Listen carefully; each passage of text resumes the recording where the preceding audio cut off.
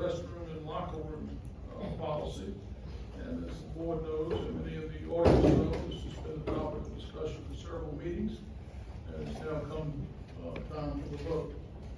Do I have a motion? Mr. Chair, I move that we approve policy 7-1.7. Thank you, Mr. Honey. Do I have a second? Second.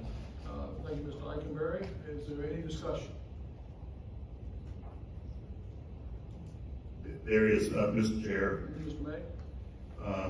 I think we ought to try to clarify a couple of points before we go into the vote. So I would like to make a couple, just a comment.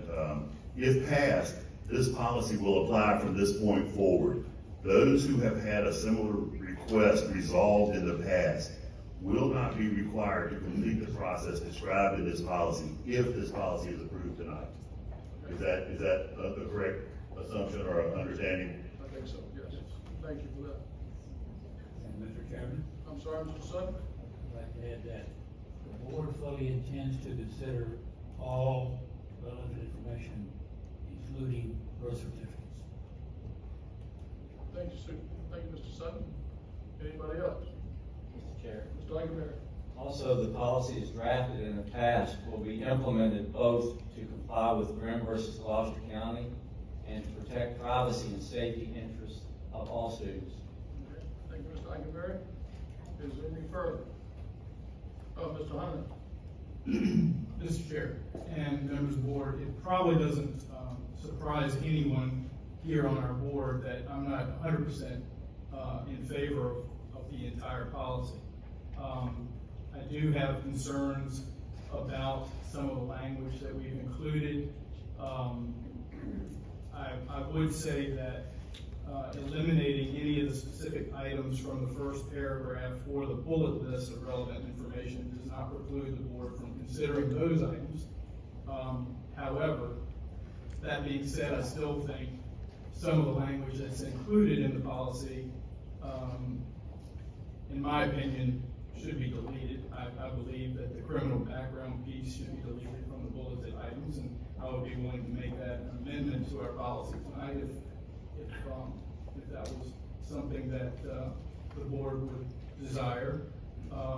And I would hope and I would pledge to work with interest groups going forward to make the policy better through other amendments. We make amendments to policies all the time throughout the summer when we get directions from state to make changes to policy. So it's nothing that we can't change going forward to make it better.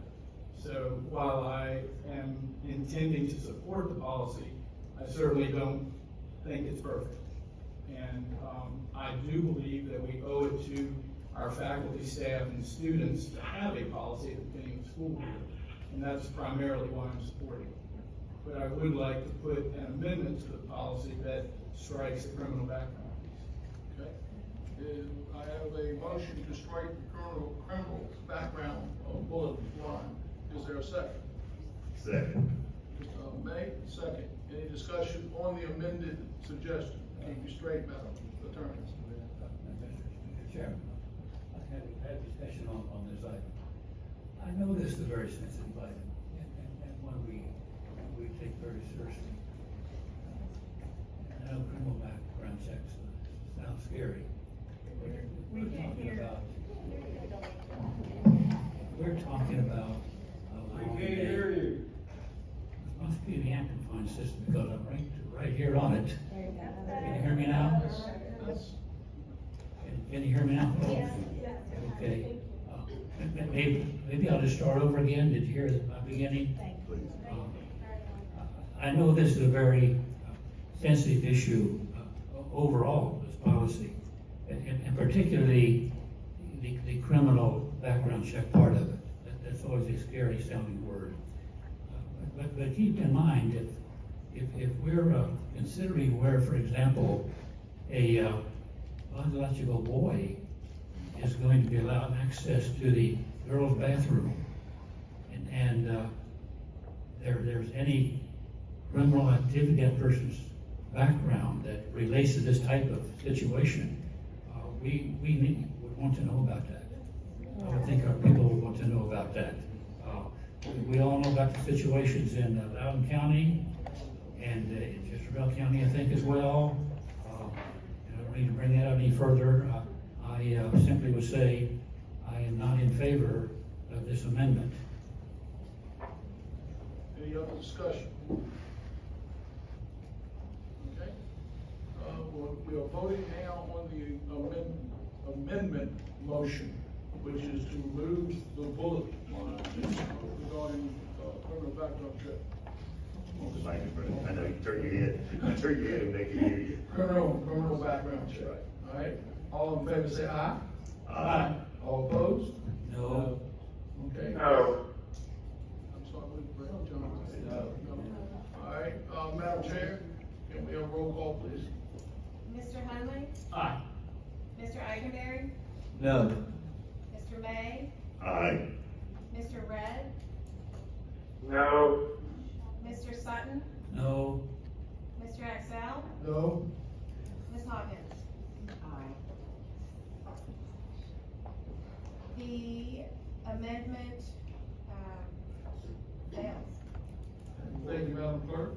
And now at this time, I will ask, is there any further discussion regarding the policy? If there isn't any, I am ready to call for the vote. Mr. Chairman, could I have a word? Yes. Yes, Mr. Red. Oh, yes, Mr. Red. Okay. I've received numerous emails asking that I vote no on the bathroom and locker room policy. These emails have been received from citizens on both sides of the transgender issue. I acknowledge that the Hanover must comply with the requirements of the Grimm case. However, in my opinion, the Fourth Circuit has handed down bad judicial law. The Fourth Circuit has removed our opportunity to negotiate a bathroom policy that is mutually acceptable to parents of transgender students and parents of cisgender students. I am sympathetic to the needs of our students on each side of this issue, and sympathetic to the need for a policy that will protect our teachers and administrators from exposure to lawsuits. But I am not in favor of the policy that has been presented here. I will vote no on the implementation of this policy. Thank you, Mr. Red. Now, I'm ready for further discussion. All in favor say aye. Aye. All opposed? No. Okay, Madam Chair, call roll, Madam Clerk, call roll, please. Mr. Eikenberry?